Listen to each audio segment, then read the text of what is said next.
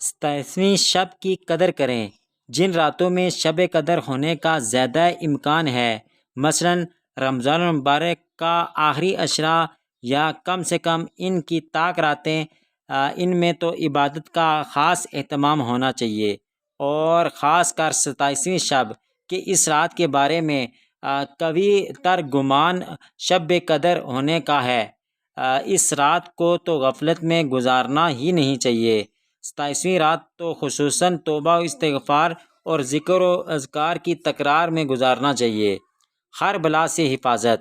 مولا کائنات شیر خدا حضرت علی مرتضیٰ رضی اللہ تعالی عنہ فرماتے ہیں، جو کوئی شب قدر میں سورۃ قدر 7 بار پڑھتا ہے، اللہ عز و جل اسے ہر بلا سے محفوظ فرما دیتا ہے، اور 70,000 فرشتے اس کے لیے جنت کی دعا کرتے ہیں۔